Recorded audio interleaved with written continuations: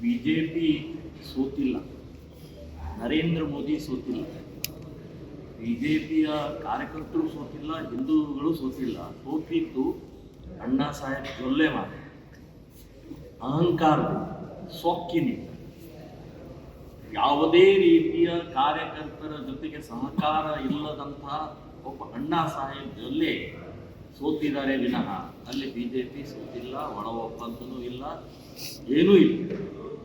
ಭ್ರಷ್ಟ ವ್ಯಕ್ತಿ, ಸೊಕ್ಕಿನ ವ್ಯಕ್ತಿ, ಏನೇನೂ ಮಾಡಲಾರದಂತಹ ಕ್ಷೇತ್ರದಲ್ಲಿ ಏನೂ ಮಾಡಲಾರದಂಥ ವ್ಯಕ್ತಿ ಸೋತಿದ್ದಾರೆ ವಿನಃ ಬಿಜೆಪಿ ಸೋಲಕ್ಕೆ ಸಾಧ್ಯನೇ ಇಲ್ಲ ಅನ್ನುವಂಥದ್ದು.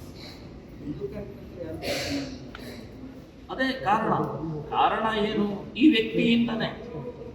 ಈ ವ್ಯಕ್ತಿ ನಮ್ಮ ಬ್ಯಾಂಕ್ಗಳನ್ನು ಬೆಳೆಸಿದ್ರು, ಬ್ಯಾಂಕ್ ಬ್ಯಾಲೆನ್ಸ್ ಅನ್ನು ಬೆಳೆಸ್ತಾ ಹೋದ್ರು, ಪೆಟ್ರೋಲ್ ಬಂಕ್ಗಳನ್ನು ಬೆಳೆಸಿದ್ರು, ಜಾಗಗಳನ್ನು ಬೆಳೆಸ್ತಾ ಹೋದ್ರು ವಿನಃ ಕಾರ್ಯಕರ್ತರ ಕಷ್ಟ ಸುಖ, ಕ್ಷೇತ್ರದ ಅಭಿವೃದ್ಧಿ ಅನ್ನುವಂಥದ್ದು ಏನು ಮಾಡಿ.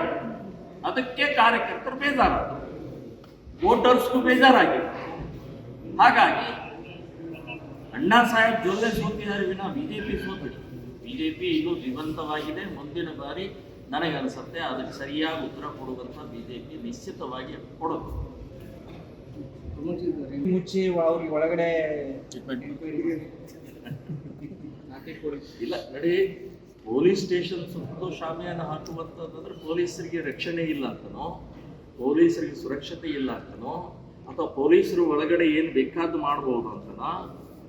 ಇವತ್ತಿನ ಮಾಧ್ಯಮ ಇದೆ ಅಂತ ಹೇಳಿ ಇವತ್ತು ನೀವು ಹೆದರ್ತಾ ಇರೋದೇ ಮಾಧ್ಯಮಕ್ಕೆ. ಮಾಧ್ಯಮ ನಿಮ್ಮನ್ನು ಬಟ್ಟ ಬಯಲು ಮಾಡುತ್ತೆ, ನಿಮ್ಮ ತಪ್ಪುಗಳನ್ನು ಹೇಳುತ್ತೆ, ಒಳ್ಳೆಯದನ್ನು ಹೇಳುತ್ತೆ. ನೀವು ತಪ್ಪು ಮಾಡದೇ ಇದ್ರೆ ಒಳ್ಳೆಯದನ್ನು ಹೇಳಿದಾಗ ನೀವು ಕ್ಷಮೆನ ಹಾಕಿಲ್ಲ. ಈಗ ಯಾಕೆ ಕ್ಷಮೆನ ಹಾಕ್ತಾ ಇದ್ದೀರಿ? ತಪ್ಪು ಮಾಡ್ತಾ ಇದ್ದೀರಿ. ಅದನ್ನು ಹೊರಗಡೆ ಬರಬಾರ್ದು, ಜನರಿಗೆ ತಲುಪಬಾರ್ದು, ಮನೆಗೆ ಹೋಗಬಾರ್ದು. ಇದು ಕರ್ನಾಟಕದ ಇತಿಹಾಸದಲ್ಲೇ ಈ ರೀತಿಯ ಒಬ್ಬ ಅಪರಾಧಿಯನ್ನ ಮುಚ್ಚಿಡುವಂತ ಪ್ರಯತ್ನ ಮಾಡ್ತಾ ಪ್ರಥಮವಾದಂಥ ಕಾಂಗ್ರೆಸ್ ಸರ್ಕಾರದಲ್ಲಿ ನಡೆದಂಥ ಘಟನೆ, ಶಾಮಿಯಾನ ಘಟನೆ.